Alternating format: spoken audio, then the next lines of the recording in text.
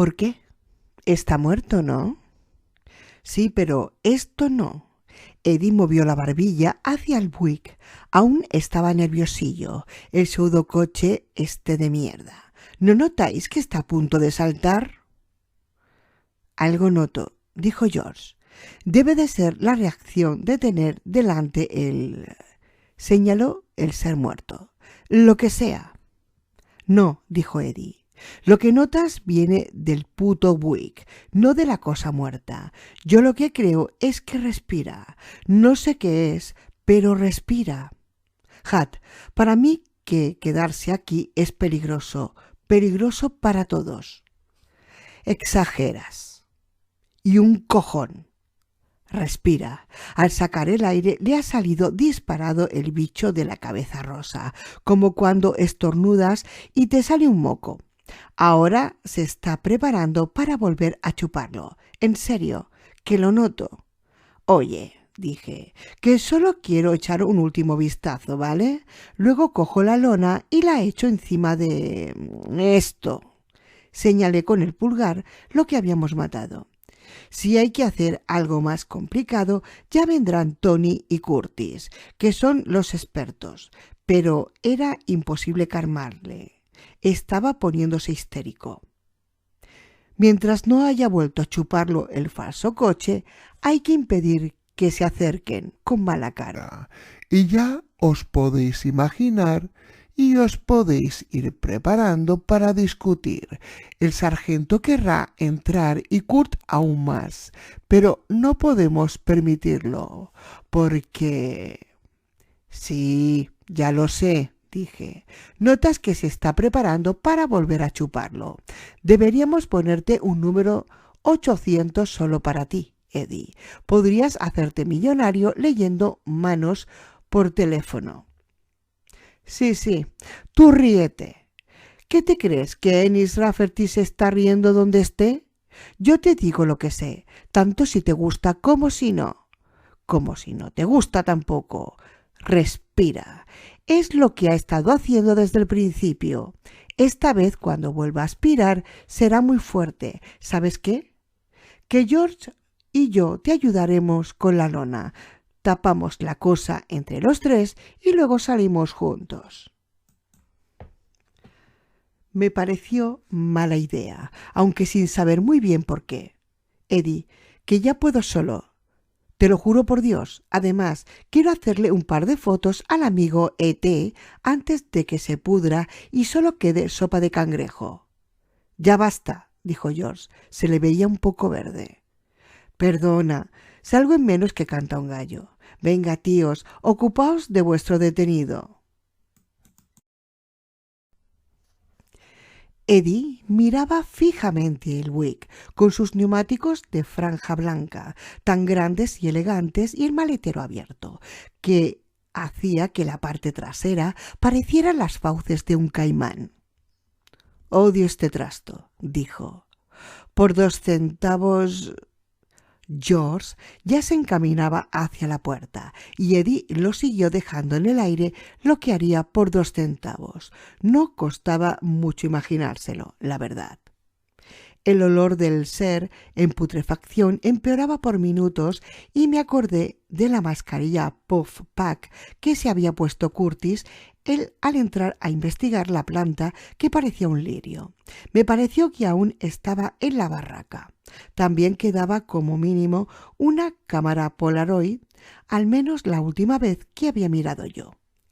Oí la voz lejana de George en el aparcamiento, llamando a Shirley y preguntándole si estaba bien.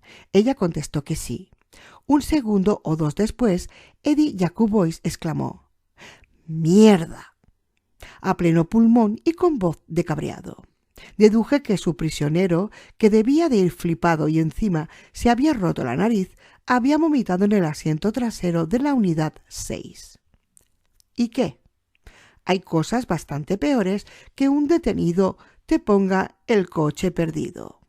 Una vez Fui por la zona de Patchin a ayudar en un accidente de 3 coches y como tenía que poner balizas en la carretera, encerré en el asiento trasero de mi coche al conductor borracho que lo había causado. Al volver vi que el detenido se había quitado la camisa y se había cagado dentro. Luego había usado una manga como si fuera un embudo de pastelería. Para captar bien lo que cuento hay que imaginarse a un pastelero adornando un pastel y había escrito su nombre en las 2 ventanillas traseras. Intentaba hacer lo mismo con la luna de detrás, pero se le había acabado el glaseado marrón especial. Al preguntarle por qué había hecho algo tan asqueroso, me miró con esa mezcla de arrogancia y cara de extraviado que solo se le sale a los borrachos veteranos, y me dijo: «Es que ese mundo da asco, Trooper». Bueno, el caso es que no les di importancia a los berridos de Eddie y fui a la barraca de los suministros sin molestarme en averiguar qué pasaba. No tenía demasiadas esperanzas de encontrar la mascarilla, pero aún estaba en el estante, entre la caja de cintas vírgenes y una pila de revistas de Film and Stream.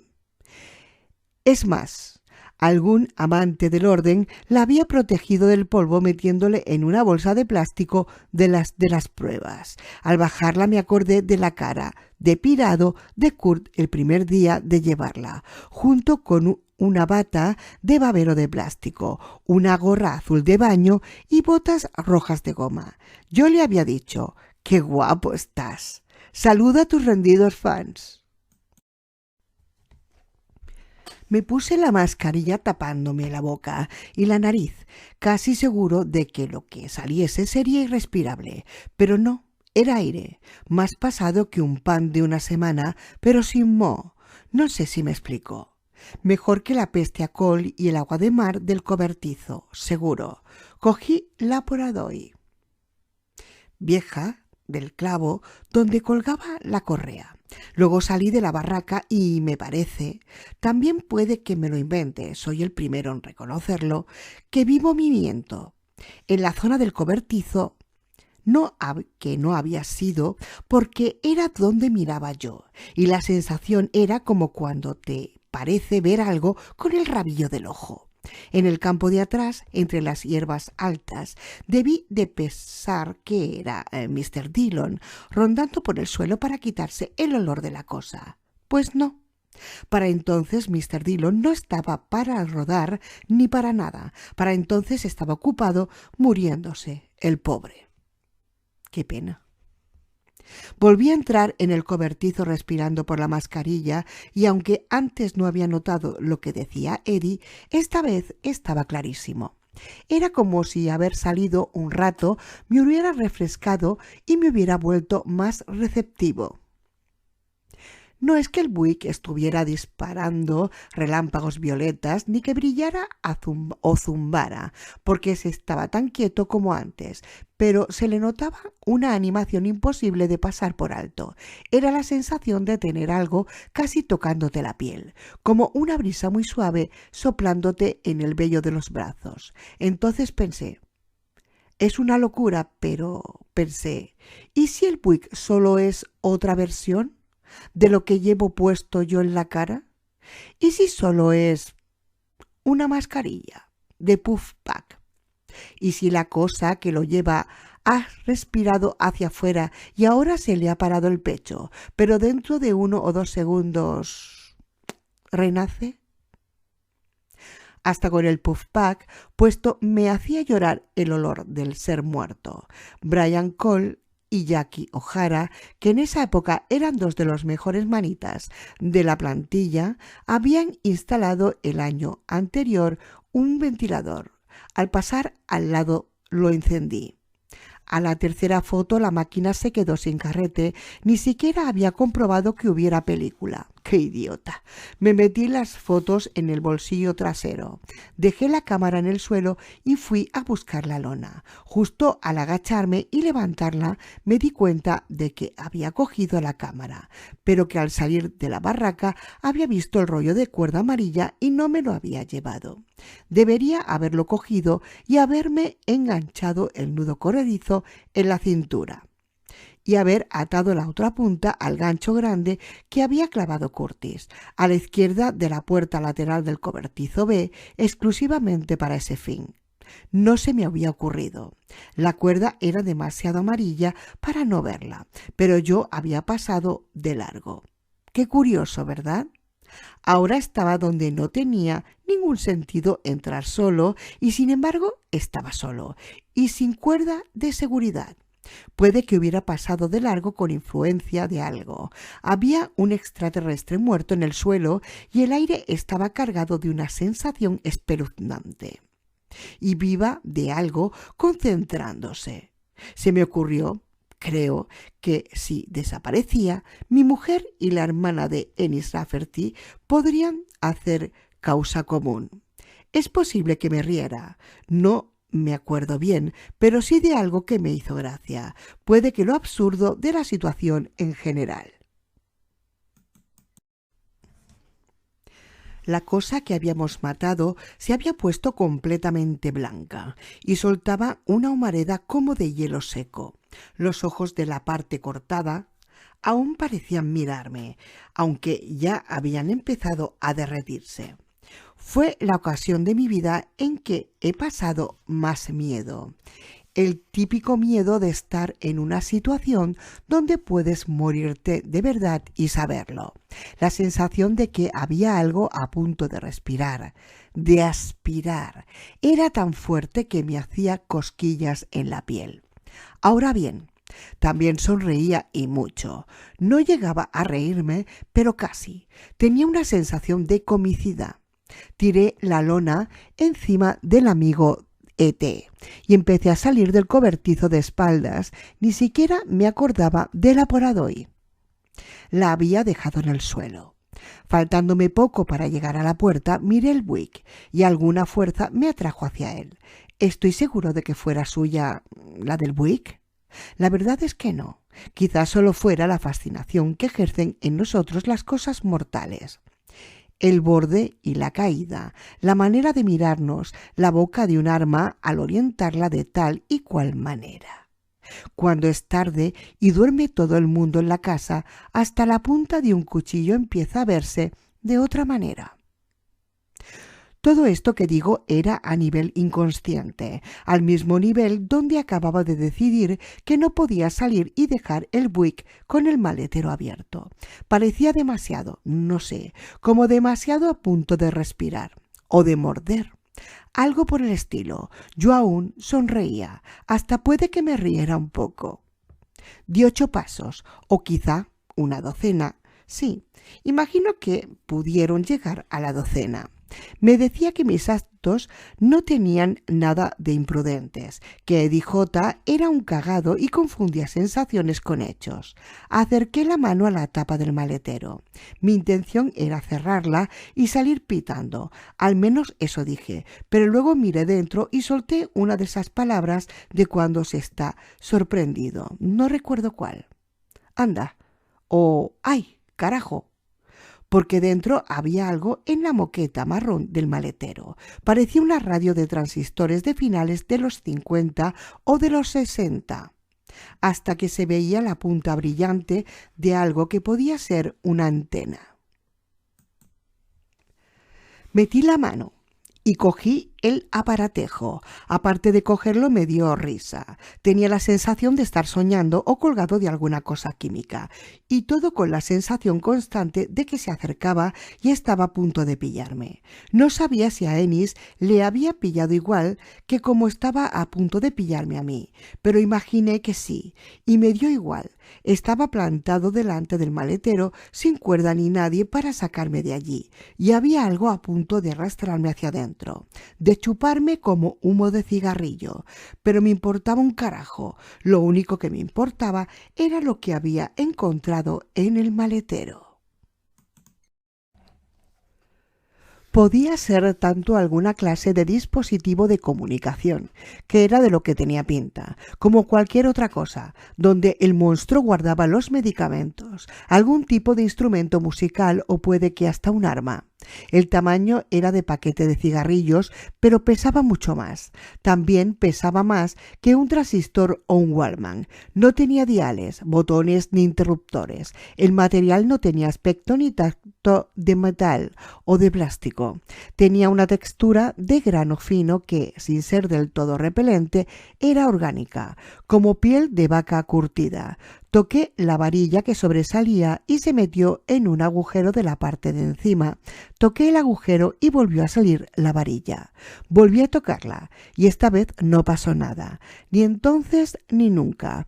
Aunque nunca, en el caso de lo que llamábamos la radio, no llegó a ser mucho tiempo más o menos una semana después que empezó a agujerearse y a corroerse la superficie. El hecho de estar metida en una bolsa de pruebas cerrada con cremallera no enlenteció el proceso. Al mes, la radio parecía algo que llevara unos 80 años expuesto al viento y la lluvia, y la primavera siguiente solo quedaban trozos grises en la bolsa de plástico. La antena, suponiendo que lo fuera, no volvió a moverse, ni un puñetero milímetro. Me acordé de Shirley diciendo: «Hemos matado a un ser pensante», y de George contestando que qué asesinato ni qué mandangas. Pero de mandangas nada. El murciélago y el pez no se habían presentado con ningún accesorio que pareciera un transistor, porque eran animales. El nuevo visitante, al que habíamos despedazado con herramientas descolgadas de unos ganchos, no era ningún animal. Por aborrecible que nos pareciera, por muy instintivamente que lo hubiéramos, ¿cuál era la palabra? Repudiado. Shirley tenía razón. Había sido un ser pensante, lo cual no nos había impedido matarlo y dejarlo hecho pedazos en el suelo, mientras alzaba la trompa seccionada en señal de rendición y pedía a gritos la piedad que debía de saber que no le concederíamos. Que no podíamos concederle, y no me produjo ningún horror. Lo que me lo produjo fue una visión de la otra cara, de Ennis Rafferty cayendo entre otros seres como aquel, cosas que de cabeza tuvieran bultos amarillos entre masas enredadas, filamentos rosas que quizá fueran cabellos.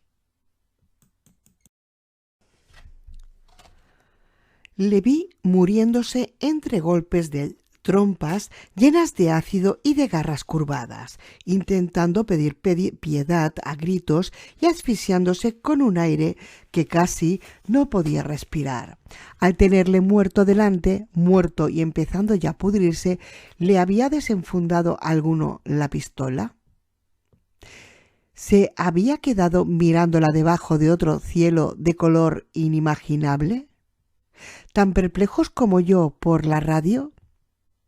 ¿Había dicho alguno: «Acabamos de matar a un ser pensante», y contestado otro: «¿Qué menos mandangas?» A la vez que pensaba en todo aquello, también pensé que me convenía marcharme lo antes posible, a menos, por supuesto, que quisiera indagar personalmente en estas preguntas. En definitiva, ¿qué pasó? Nunca se lo he contado a nadie, pero ahora más vale que lo cuente. Parece una tontería llegar tan lejos y quedarse a medias. Decidí meterme en el maletero. Me vi haciéndolo. Espacio no faltaría. Ya sabes lo grandes que eran los maleteros de los coches de esa época. De niños decíamos en broma que los Buicks, los Cadillacs y los Chryslers eran coches de mafiosos, porque en el maletero cabían 2 polacos o 3 italianos. No faltaría espacio, no.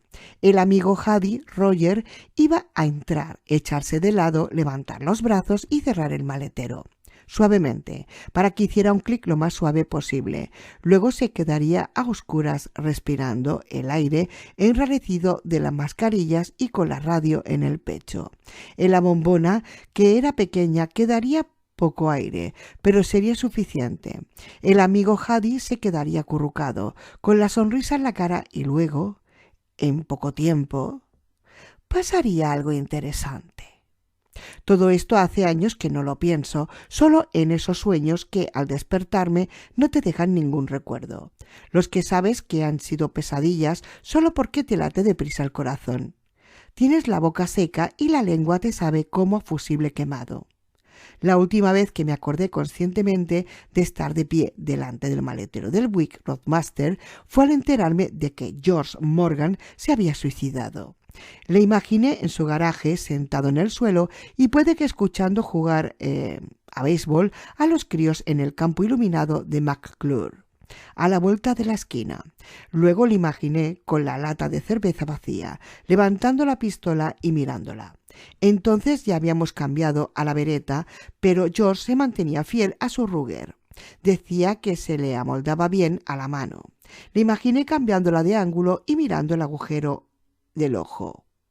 Todas las pistolas tienen un ojo. Lo sabe cualquiera que las haya mirado así. Le imaginé metiéndose el cañón entre los dientes y notando el bultito de la mira en el paladar y el gusto a aceite, puede que hasta metiendo la punta de la lengua en el cañón, como cuando se está a punto de tocar la trompeta y se mete la lengua en la boquilla. Sentando en el rincón del garaje y con el sabor de la última lata de cerveza en la boca, más los del aceite y el acero de la pistola, lamiéndola el agujero del cañón, el ojo por donde sale la posta al doble de la velocidad del sonido sobre un cojín caliente de gases en expansión. Sentado notando el olor de la hierba pegada debajo de la segadora y el de un poco de gasolina caída por el suelo. Oyendo gritos de niños a la vuelta de la esquina, pensando en la sensación de atropellar a una mujer con 2 toneladas de coche patrulla, el golpe sordo, el giro brusco, ver aparecer gotas de sangre en el parabrisas como el principio de una maldición bíblica, y oír el traqueteo seco como de calabaza de algo que se ha quedado metido en el hueco de la rueda y que resulta ser una de las zapatillas de la mujer. Me imaginé todo eso y creo que él lo vivió de esa manera porque sé que en mi caso fue así. Sabía que iba a ser horrible, pero no me importaba porque al mismo tiempo tendría cierta gracia. Por eso sonreía, no quería marcharme. Creo que George tampoco. Al final, cuando te decides en serio a hacerlo, es como enamorarse. Es como tu noche de bodas y yo estaba decidido. El dicho es salvado por la campana, pero a mí me salvó un grito, el de Shirley. Al principio solo fue un chillido agudo y luego llegaron las palabras. ¡Socorro! ¡Por favor! ¡Socorro! ¡Ayuda! ¡Por favor! ¡Por favor! Era como salir de un trance por efecto de una bofetada. Me aparté del Buick con 2 zancadas, tambaleándome como un borracho y casi sin poder creerme lo que había estado a punto de pasar. Luego Shirley volvió a gritar y a vociferar a Eddie. «¡George! ¿Qué le pasa? ¿Qué le está pasando?» Di media vuelta y salí por la puerta del cobertizo. Eso, salvado por un grito, fue mi caso. Eddie. Fuera era mejor, tanto que al seguir corriendo a George casi tuve la sensación de que todo lo del cobertizo B había sido un sueño. ¿Cómo iba a haber monstruos con hilos rosas saliéndoles de la cabeza y trompas con ojos y garras con mechones de pelo? Lo real era el detenido del asiento trasero de la unidad 6, aquel cabrón zurranovias tan majo. Señoras y señores, recibamos con una gran ovación a Brian Lippi. Seguía dándome miedo el Buick, más que cualquier otra cosa en mi vida, y estaba convencido de que había muy buenas razones para estar asustado, pero ya no me acordaba de cuáles, lo cual era un alivio. Apreté el paso para reunirme con George. Oye, ¿qué puede que dentro haya exagerado un poco? Si me he pasado... ¡Mierda!, dijo él sin levantar la voz, pero indignado. Estaba al borde del aparcamiento con los brazos en jarras. «Mira», luego llamó. «Shirley, ¿estás bien?» «Sí, muy bien», contestó ella. En cambio, Mr. D... «Perdona, Rey, pero es que está sonando la radio y tengo que cogerlo». Esto es para pillar un cabreo gordo, dijo George en voz baja. Me detuve a su lado y vi el motivo de su enfado. La ventanilla trasera de las 6 estaba reventada por completo. Seguro que le habían hecho unas botas de vaquero con tacones de varias capas. No podía conseguirse con 2 o 3 patadas y puede que ni siquiera con una docena, pero es que le habíamos dado tiempo de sobras a mi antiguo compañero de colegio Brian. El sol sacaba reflejos de fuego a mis trocitos de cristal amontonados en el asfalto. De Monsieur Brian Lippi. Ni rastro. «¡Mierda!», exclamé, y hasta hice gestos con los puños hacia la unidad 6. Teníamos un camión cisterna lleno de productos químicos quemándose en Pogus County. Teníamos un monstruo pudriéndose en el cobertizo de atrás y ahora también teníamos a un hijo de puta neonazi que se había escapado, más una ventanilla rota de coche patrulla. Comparado con el resto te parecerá poca cosa, chaval, pero es que porque nunca has tenido que rellenar los formularios, empezando por el 24A24 y acabando por el informe completo del incidente, rellenar todas las casillas pertinentes. Me gustaría saber una cosa: ¿por qué nunca se tienen varios días buenos seguidos donde solo pase una cosa mala? Nunca es así, al menos por mi experiencia. Los marrones se van acumulando hasta que te llega el día de recibirlo todo de golpe. El que te cuento fue uno de esos, puede el que más. George fue hacia las 6, conmigo al lado. Se agachó, sacó el walkie-talkie de la funda de la cadera y removió los trozos de cristal de seguridad con la antena de goma.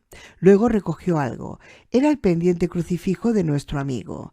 Debió de perderlo al salir por la ventanilla rota. «Mierda», volvió a decir, ahora en voz más baja. «¿Dónde crees que habrá ido?» «Pues con Shirley no está. Menos mal.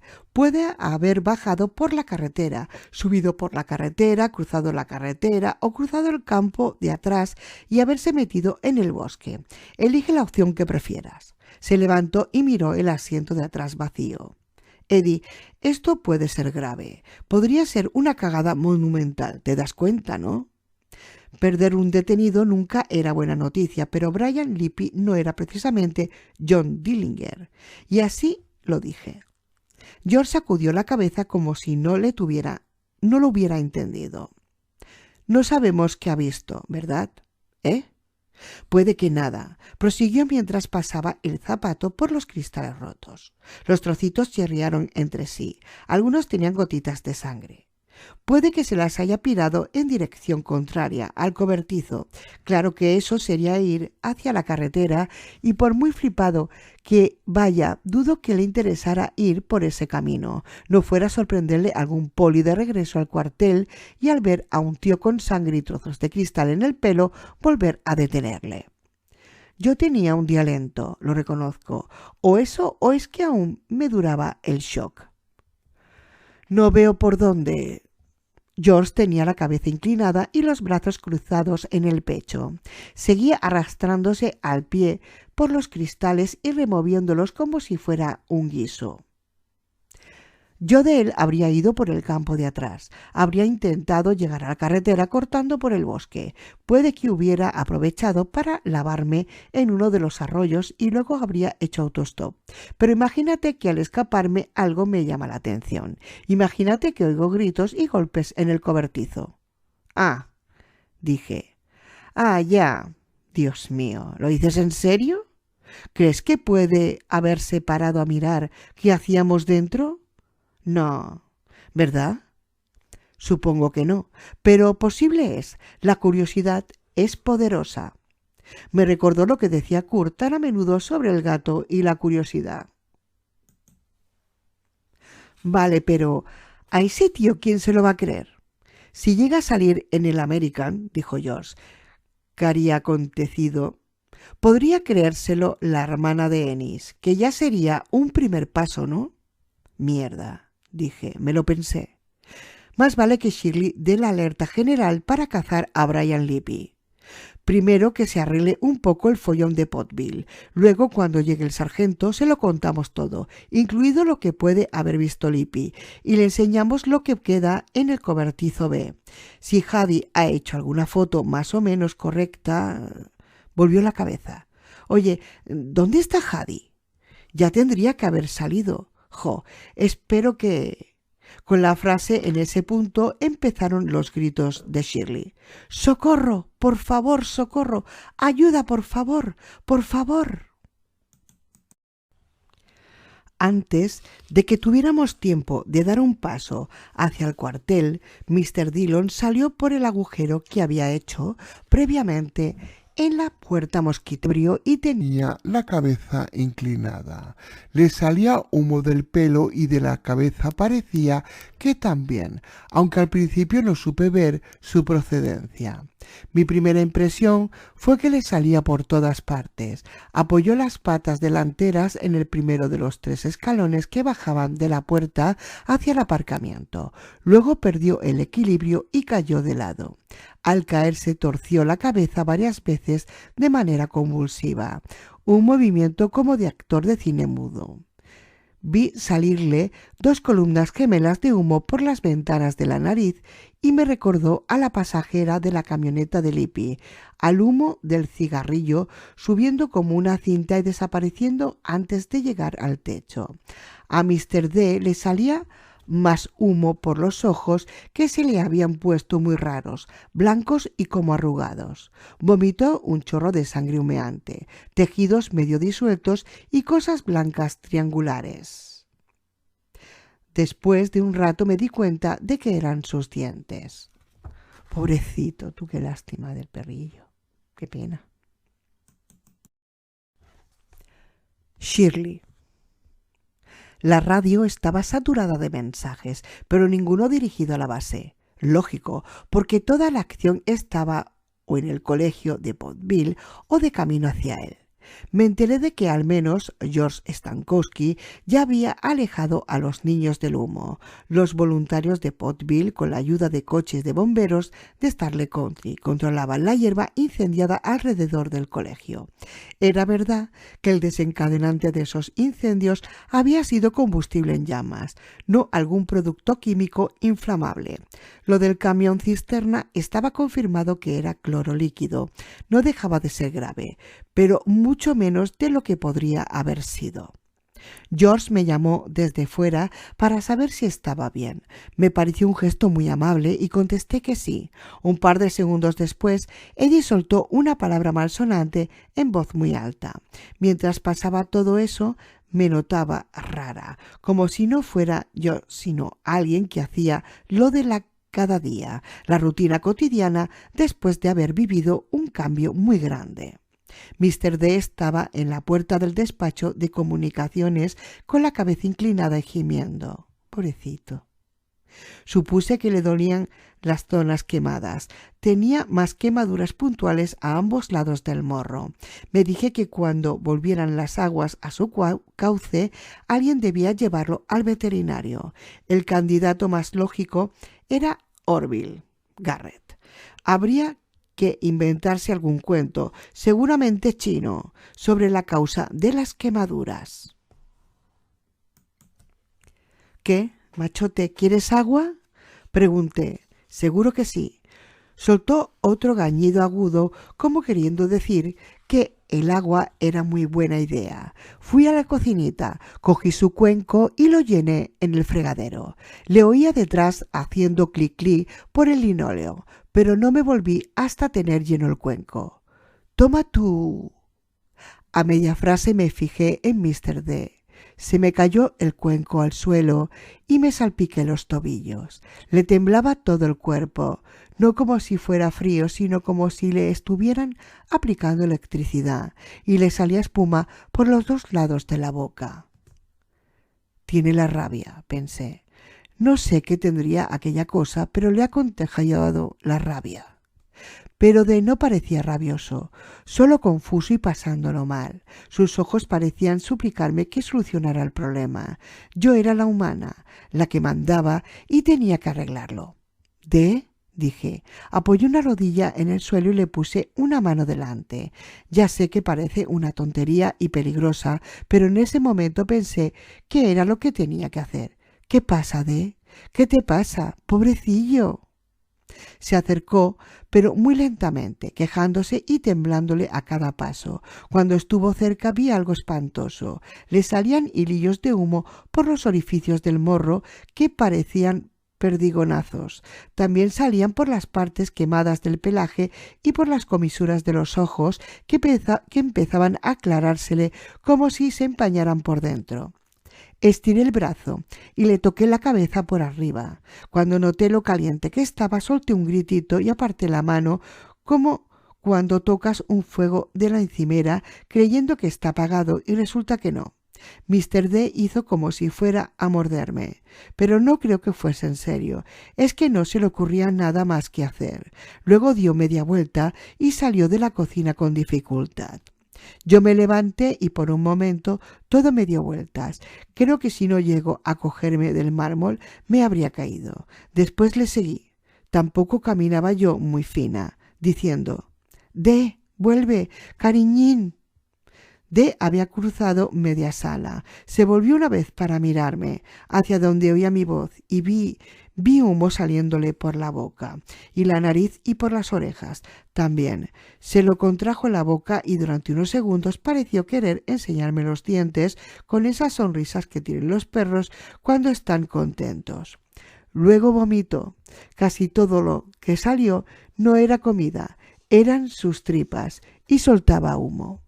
Fue cuando grité: «¡Socorro, por favor, socorro! ¡Ayuda, por favor, por favor!». Mr. D se alejó como si con tantos gritos le dolieran las orejas al pobre y siguió adelante, tropezando. Debía de ver al agujero en la puerta mosquitera. Vista para eso sí que debía de quedarle, porque tomó esa dirección y pasó a través. Yo, que aún gritaba, le seguí.